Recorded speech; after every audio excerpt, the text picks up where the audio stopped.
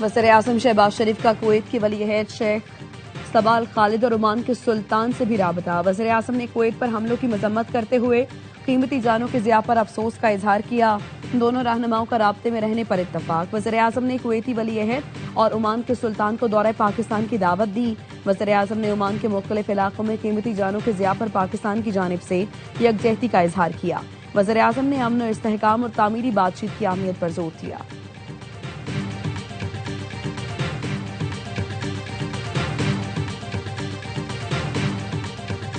अमरीकी और इसराइली फजाई हमले में शहीद ईरान के security chief Ali Larijani, Basij force के कमांडर गुलाम रजा सुलेमानी और दीगर की नमाज जनाजा अदा कर दी गई। तेहरान का इनकलाब स्क्वायर पर सोगवारान से भर गया। शुरका ने शहदा को खिराज अकीदत पेश किया। अली लारजानी की शहादत के बाद पासदारान इनकलाब की इसराइल पर मिसाइलों की बारिश, 61 अफराद की हलाकत और 230 से जायद जख्मी होने का दावा।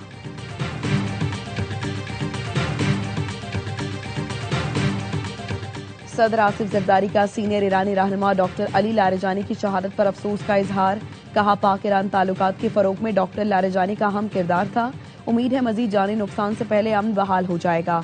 सदर आसिफ जरदारी ने फरीकैन पर मुज़ाकरात और सिफारतकारी को तरजीह देने पर जोर दिया।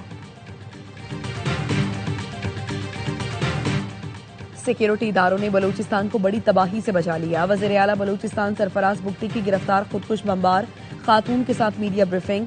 बताया, ह्यूमन इंटेलिजेंस की बुनियाद पर सिक्योरिटी फोर्सेस ने कामयाब ऑपरेशन किया। रियासत के खिलाफ मुनज़्ज़म अंदाज में कार्रवाई की जा रही है। बलोचों को इस्तेमाल किया जा रहा है। दहशतगर्द बलोच खवातीन का इस्तेहसाल कर रहे हैं। बशीर ज़ेब एंड कंपनी और BLA ने खवातीन के एहतराम को नुकसान पहुंचाया। खुदकुश बमबार लाइबा ने बताया, जुलाई में तहरीक तालिबान के कमांडर इब्राहिम से राबता हुआ, जिसने खुदकुश हमलावर बनने के लिए जहन साजी की। कमांडर दिलजान से मिलवाया गया, जिसने BYC की रहनुमा डॉक्टर सबीहा से मिलवाना था। BLA कमांडर ने बताया, डॉक्टर सबीहा के पास खुदकुश बमबार की तैयारी के लिए जाया गया।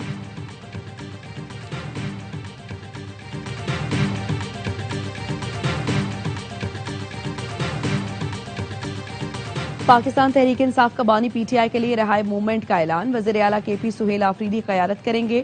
PTI रहनुमा सलमान अकरम राजा कहते हैं, तहरीक के रहनुमाओं का ऐलान ईद के बाद करेंगे। हमारा मकसद आईन और कानून की बहाली और बानी PTI की रिहाई है।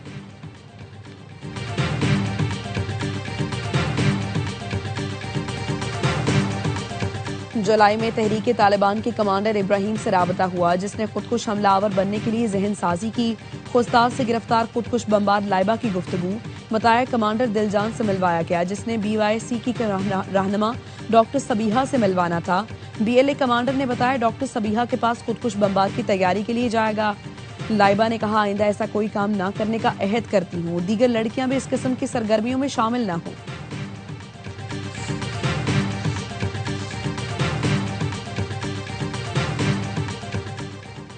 अली लारजानी की शहादत के बाद पासदारान इनकलाब की इसराइल पर मिसाइलों की बारिश, 61 अफराद की हलाकत और 230 के जख्मी होने का दावा।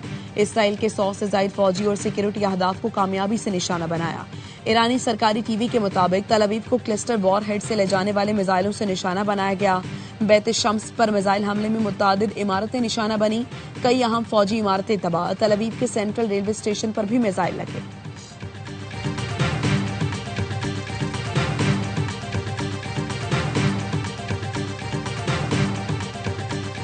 सदर आसिफ जरदारी का सीनियर ईरानी रहनुमा डॉक्टर अली लारजानी की शहादत पर अफसोस का इजहार। कहा, पाक ईरान ताल्लुकात के फरोग में डॉक्टर लारजानी का अहम किरदार था। उम्मीद है मजीद जानी नुकसान से पहले अमन बहाल हो जाएगा। सदर आसिफ जरदारी ने फरीकैन पर मुज़ाकरात और सिफारतकारी को तरजीह देने पर जोर दिया। ईरानी सदर मसूद पज़ेश्कियान का शहीद अली लारजानी को खिराज अकीदत। कहा, लारजानी नुमायां और कीमती शख्सियत थे। उन्होंने खित्ते में अमन सलामती के फरोग की कोशिशें की। वज़ीर ख़ारजा अब्बास अराग़ची का कहना था, अली लारजानी की शहादत हुकूमत के लिए पीछे हटने का सबब नहीं बनेगी। ईरान का सियासी ढांचा मजबूत और मुस्तहकम है। एक फर्द की गैर मौजूदगी ढांचे को मुतासर नहीं करती। ईरानी बसीज फोर्स के सरबराह जनरल गुलाम रजा सुलेमानी और नेशनल सिक्योरिटी काउंसिल के नायब सरबराह अली रजा बयात भी शहीद हो गए। शहीद अली लारजानी और गुलाम रजा सुलेमानी की नमाज जनाजा आज अदा की जाएगी।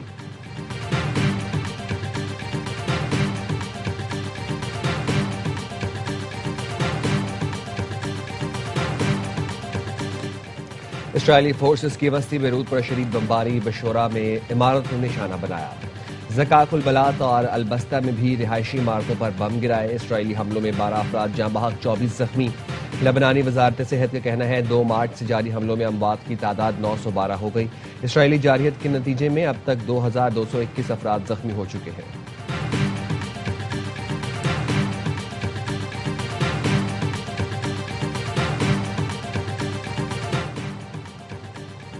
ایران کے خلیجی ملکوں میں امریکی اڈوں پر حملے. بغداد میں امریکی سفارت خانے کے کمپاؤنڈ پر دوبارہ میزائل حملہ.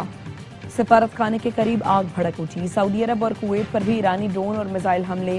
سعودی وزارت دفاع کا کہنا ہے 6 ڈرونز فضا میں تباہ کیے گئے.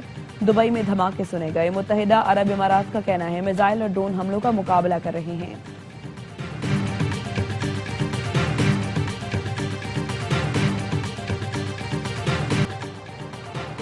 امریکہ کا ایران پر 5000 پاؤنڈ وزنی بنکر بسٹر بموں سے حملہ. امریکی سینٹ کام نے ایران پر تازہ حملے کی تفصیل جاری کر دی، جس کے مطابق آبنائے ہرمز کے قریب ایرانی میزائل سائٹس کو نشانہ بنایا گیا. ایرانی اینٹی شپ کروز میزائل عالمی جہاز رانی کے لیے خطرہ تھے. بین الاقوامی ایٹمی توانائی ایجنسی کا کہنا ہے ایران کے بشہر ایٹمی بجلی گھر کو پروجیکٹائل نے نشانہ بنایا. عملے یا بجلی گھر کو کوئی نقصان نہیں ہوا.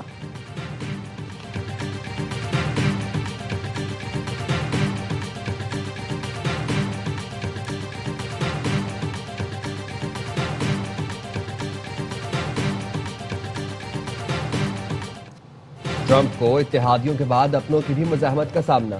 نیشنل کاؤنٹر ٹیررزم سینٹر کے ڈائریکٹر جو کینٹ نے احتجاجاً استعفیٰ دے دیا. کہا باضمیر رہتے ہوئے ایران پر حملوں کی حمایت ناممکن ہے.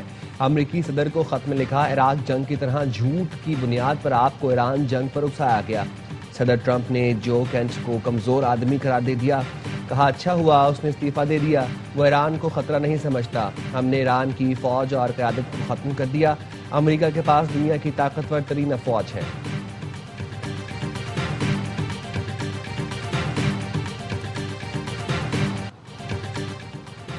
متحدہ عرب امارات کے صدر کے معاون خصوصی انور کرکاش کا کہنا ہے امارات دیگر ملکوں کے ساتھ آبنائے ہرمز کی سیکیورٹی میں کردار ادا کر سکتا ہے. آسٹریلیا نے دبئی کے المنہاد ایئر بیس پر ایران کے میزائل حملوں کی تصدیق کر دی. آسٹریلوی وزیر اعظم نے کہا ایران سے داغا گیا میزائل آسٹریلیا کے فوجی اڈے کے قریب گرا. میزائل حملہ آج صبح 9:15 پر کیا گیا. کوئی آسٹریلوی اہلکار زخمی نہیں ہوا.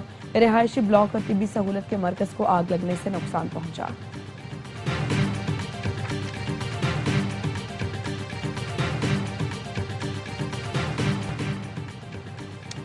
امریکی عدالت نے وائس آف امریکہ کو بحال کرنے کا حکم دے دیا. ڈسٹرکٹ کورٹ کے جج نے ٹرمپ انتظامیہ کو ہدایت دی کہ وہ 23 مارچ تک وائس آف امریکہ کے 1000 سے زیادہ صحافیوں اور عملے کو واپس بلا کر براڈ کاسٹر کی کارروائیاں بحال کرے.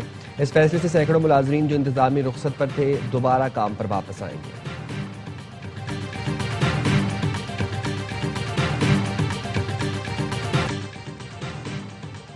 نائب وزیر اعظم اسحاق ڈار عرب اور اسلامی ملکوں کے وزرائے خارجہ کے اجلاس میں شرکت کے لیے 2 روزہ دورے پر آج ریاض جائیں گے.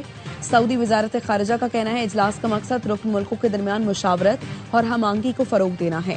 نائب وزیر اعظم اسحاق ڈار کی ترک وزیر خارجہ سے ٹیلی فونک گفتگو. خطے کی بدلتی صورتحال پر تبادلہ خیال. ترجمان دفتر خارجہ کا کہنا ہے وزرائے خارجہ نے بڑھتی کشیدگی پر گہری تشویش کا اظہار کیا. نائب وزیر اعظم اسحاق ڈار نے مسائل کے حل اور امن اور استحکام کے لیے سفارتکاری کو واحد اور مؤثر راستہ قرار دیا.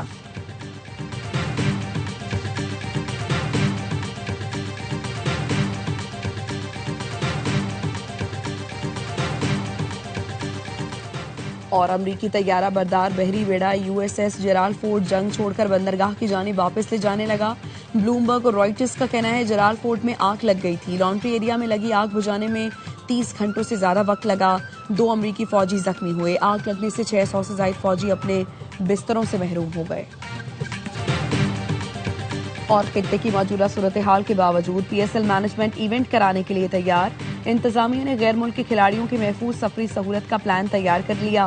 ذرائع کا کہنا ہے cricket star cricketers David Warner, Steve Smith, Glenn Maxwell franchises فرنچائزز کو پاکستان آنے کی یقین دہانی کرا چکے ہیں.